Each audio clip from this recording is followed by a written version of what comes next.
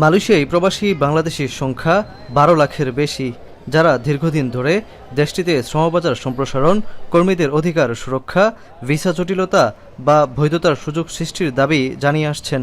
এসব ঘিরেই প্রধানমন্ত্রী তারেক রহমানের আসন্ন মালয়েশিয়া সফর নিয়ে ব্যাপক উৎসাহ উদ্দীপনা প্রবাসী বাংলাদেশিদের মাঝে। মালয়েশিয়ায় বাংলাদেশের শ্রমবাজার, বিনিয়োগ, বাণিজ্য, শিক্ষা, প্রযুক্তি ও মানব সম্পদ উন্নয়ন সহ বিভিন্ন বিষয়ে বৈঠক হতে পারে বলে আশা করা হচ্ছে। বিশেষ করে বাংলাদেশি কর্মীদের জন্য মালয়েশিয়ার শ্রমবাজার উন্মুক্ত করা এবং কর্মী নিয়োগ প্রক্রিয়াকে আরও স্বচ্ছ ও সহজ করার বিষয়টি গুরুত্ব পেতে পারে বলে মনে করছেন প্রবাসীরা। বিশ্বকাপ দেখুন বায়োস্কোপ প্লাসে, সব নেটওয়ার্কে, সব ডিভাইসে। প্রধানমন্ত্রী আসাতে এই শ্রমবাজার উন্মুক্ত হবে। শ্রমবাজার উন্মুক্ত হলে বাংলাদেশের রেমিটেন্স কিন্তু অনেক বৃদ্ধি পাবে। যে সকল বাংলাদেশিরা মালয়েশিয়াতে আসতে চাচ্ছে তাদেরকে পর্যাপ্ত পরিমাণ ট্রেনিং দিয়ে, প্রশিক্ষণ দিয়ে দক্ষ কর্মী যেন মালয়েশিয়াতে প্রেরণ করে আমাদের সরকার। আসিয়ানে যদি আমরা ইন করতে পারি, ইনশাল্লাহ আশা করব যে আমাদের বাংলাদেশের বিজনেস বিল্ড আপ হবে, আমাদের বাংলাদেশের ইন্ডাস্ট্রিজ বিল্ড আপ হবে।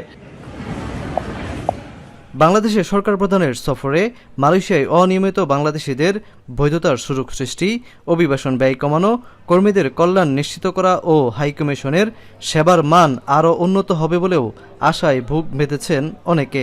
2-2.5 লাখ টাকার মধ্যে প্রবাসীরা যারা প্রবাসীতে আসতে চায়, মালয়েশিয়াতে আসতে চায়, তারা যেন আসতে পারে কম খরচে, যাতে হয়রানি না হয়। এদেশে যে অবৈধ প্রবাসী ভাই ব্রাদার আছে তাদেরকে যেন সে যেন একটু বৈধতার এই দেশের সরকারের সাথে কথা বলে যেন একটু করে দেয়, তার কাছে আমাদের এই চাওয়া।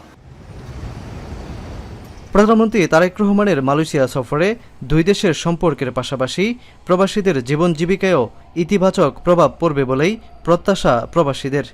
21 ও 22 জুন 2 দিনের রাষ্ট্রীয় সফরে মালয়েশিয়ায় অবস্থান করবেন বাংলাদেশের সরকার প্রধান। শাহরিয়ার তারেক, এখন মালয়েশিয়া।